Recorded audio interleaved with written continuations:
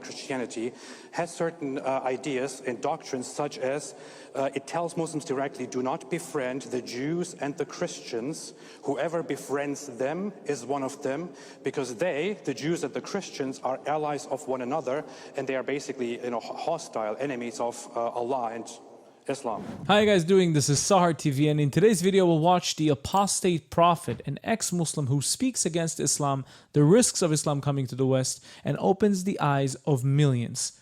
Let's take a look. If you do indeed find me on YouTube, you will see what you will encounter is that I represent myself and my channel with a little cartoon that looks like a certain figure, a religious figure by the name of Muhammad, the Prophet Muhammad.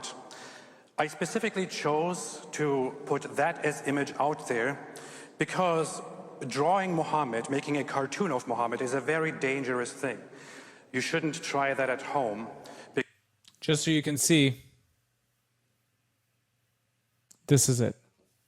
Because if you do it and you publicize it or people know about it, your life will be in danger.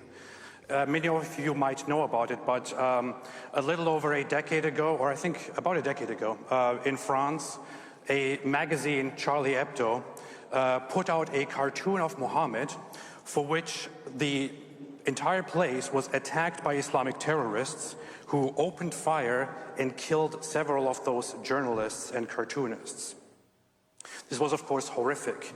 Lots of people around the world, in Europe, in the West, and also some in the Muslim world condemned it. But the general idea in the Muslim world was that those cartoonists, when they were killed, basically deserved it because they asked for it.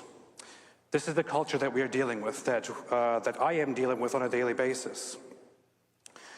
We don't have the freedom in an Islamic environment to mock or to critically speak of the Islamic beliefs and of the Prophet, the so-called Prophet Muhammad, despite the fact that this so-called Prophet Muhammad was a warlord and a pedophile, but he is also considered the perfect moral conduct for Muslims all around the world. I would know this. I didn't have the privilege, unlike most of you wonderful people here, to be raised in a Christian environment with Christian values and Christian rules, or to be raised within a country, a beautiful country like America, where you have the freedom, where we have the freedom to say whatever we want without fearing repercussions. The same thing cannot be said about different places in the world. I was raised in an Islamic environment. I was raised in a religious Muslim family, and I am what you would call an ex-Muslim. I was raised with the idea that I should be loyal only to Islam as a religion. I was raised with animosity, with hostility toward the West. I was raised as an enemy of the United States of America. Today, I am standing here with a huge American flag right in front of me, and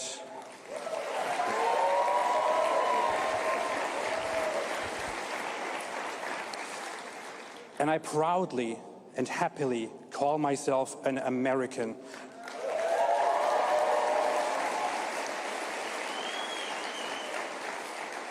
America has given me the ability, the freedom to be free and to say whatever I want, to do whatever I want, to be free, to speak freely. I appreciate this to no end. I have also, after I left Islam, after I turned my back on it, I spent about 10 years as an atheist, as a very hardcore skeptic. I have recently become a Christian, so I am...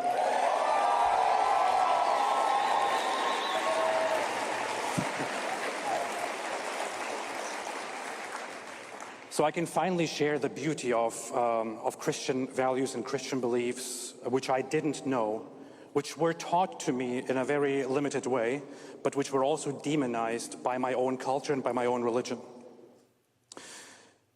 Charlie Kirk recently said something for which he got in huge trouble. He said, Islam is incompatible with the West. He also said Islam does not belong in the West. It has no place in the West. But unfortunately, it is rapidly growing in the West and having a lot of influence.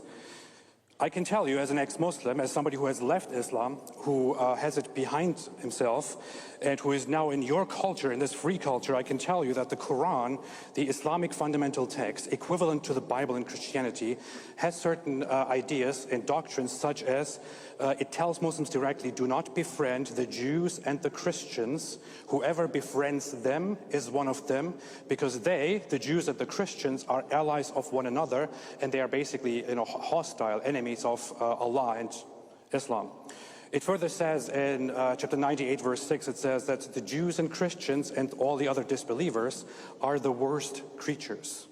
I'm not joking. It's right there in the Quran. This is what it says, that Christians and Jews and disbelievers are the worst of creatures. It further also, Muhammad himself, the prophet, very clearly says that people like me who leave their religion and say it deserve to be executed. And these are not just old ideas that are long gone. These are still ideas held by the majority of Muslim scholars and apologists and educators and Muslims around the world. Imagine what would happen if Islam would come to the United States and Sharia law would be imposed on the people of the United States, because remember, Sharia law doesn't only apply on Muslims, it applies on everyone. So imagine you convert to Islam and then you decide it's not for you. The punishment for that is execution. Is this something you want? In the Muslim world, I would never be allowed to give the speech that I'm giving right now. If I did give this speech, I would probably be lynched and brutally murdered, like many others have been over the many years. In Pakistan, this happens again and again, where somebody is falsely accused of disrespecting Islam. It only has to be an accusation, and people will go after that person and will brutally massacre them. In Europe, unfortunately, this problem is getting bigger and bigger, because Europe made the stupid mistake, the very stupid mistake, of allowing massive numbers of people to simply come in unchecked and to give people this idiotic impression that we all are the same. All cultures are the same. They are, anybody who comes from a different culture, no matter what they do, if they are among us, and they just see our kindness and our goodness and our civilization, they will just change and be just like us. It doesn't work that way.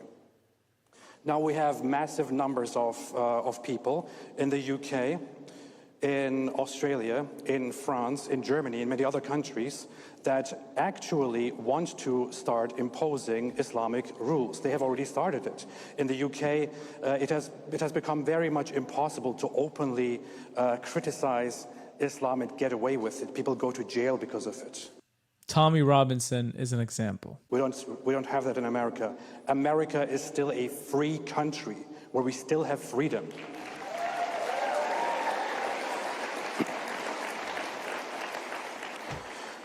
But the issue is, it wasn't always like this in Europe. Just several decades ago, the state that Europe is in right now was considered unthinkable. The same thing can happen very quickly if you do not watch out. In America, it can become similar quite quickly. We have, for example, a rising candidate for mayor in New York City, Zohran Mamdani. What do you guys think about him? Zohran Mamdani has said things such as that the end goal is to seize the means of production, which is an explicitly Marxist communist slogan and idea. He has condemned a statue of Columbus and said that we should take it down. He has called for defunding the police. He has been seen wearing terrorist rags and aligning with Hamas propaganda, for example. Hamas, by the way, right now is a very heated topic, but is the very same organization that openly praised Osama bin Laden, who explicitly took responsibility for 9/11. This is the organization, and we have their allies here in the United States, unchecked. Hamas is exactly the same as Al-Qaeda, exactly the same as Hezbollah, exactly the same as Al-Shabaab. All of these terrorist organizations stem out of the Muslim Brotherhood to spread Sharia and create an Islamic caliphate around the world. Exactly the same. Meanwhile, we have another state in the Middle East that some people, and I don't want to say any names today, that some people have an obsession with and that they likely would rather attack: Israel.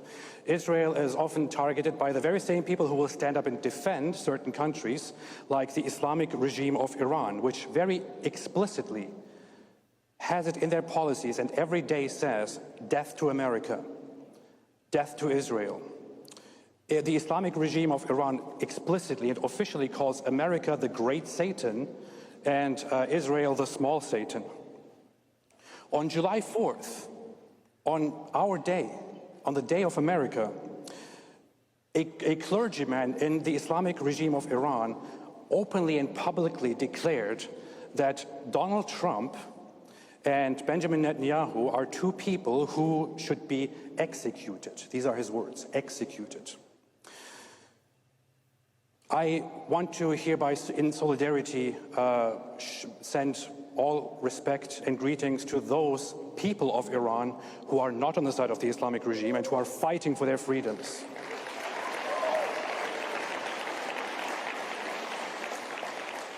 Because the Islamic regime of Iran is not just a danger to their own people, it's also a danger to the entire world. It is in their constitution, believe it or not, that the Islamic revolution that they accomplished should also be spread abroad, and other countries should also be led toward an Islamic revolution. And we have many Muslim scholars and apologists, and you will see that if you engage with my content, who very proudly and happily say this. So what is the solution?